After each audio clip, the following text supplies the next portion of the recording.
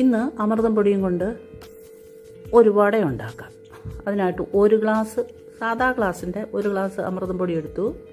പിന്നെ ഒരു ഉരുളക്കിഴങ്ങ് ചെറിയ ഒരെണ്ണം പുഴുങ്ങിയതാണ്, അതിൻ്റെ തൊലി കളഞ്ഞ് അതെടുത്തു. പിന്നെ ഒരു ചെറിയ ഉള്ളി അത് കൂടെ എടുത്തിട്ട് നമുക്കിത് രണ്ടും കൂടെ ചേർത്ത് ഇതിനകത്ത് ഉപ്പും ചേർത്തൊന്ന് കുഴയ്ക്കാം.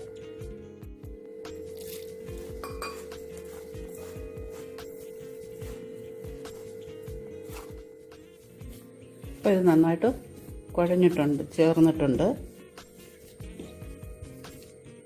ഇതിനകത്തൊരു ശകലം ഒരു ചെറിയ പീസ് ഇഞ്ചിയും കൂടെ ഞാൻ കൊത്തിയരിഞ്ഞ് ചേർത്തായിരുന്നു, ഒരു രുചി വരാൻ വേണ്ടിയിട്ട്. ഇനി ഇത് നമുക്ക് ചെറിയ ചെറിയ വട പോലെ ഉണ്ടാക്കി എടുക്കാം. ഇതിപ്പം മാവ് കുഴച്ചിട്ട് ഞാൻ ചെറിയ ചെറിയ ഉരുളകളാക്കി കൈകൊണ്ട് തന്നെ പരത്തി എടുത്തതാണിത്. ഇത് നമുക്ക് വറുത്തെടുക്കാം.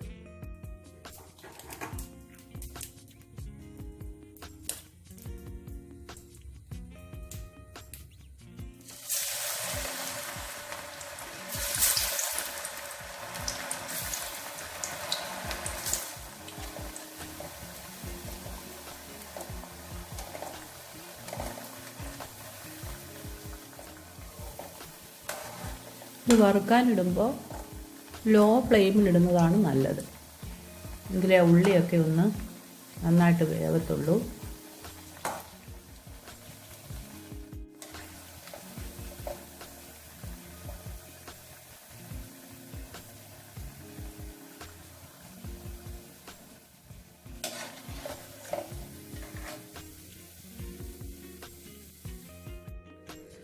നല്ല കറുമുറയിരിക്കുന്ന വട റെഡി ആയിട്ടുണ്ട്. എല്ലാവരും ഇതൊന്ന് ചെയ്ത് നോക്കണേ. ഇഷ്ടപ്പെടുകയാണെങ്കിൽ ലൈക്ക് ചെയ്യുകയും ഷെയർ ചെയ്യുകയും ചെയ്യാൻ മറക്കല്ലേ.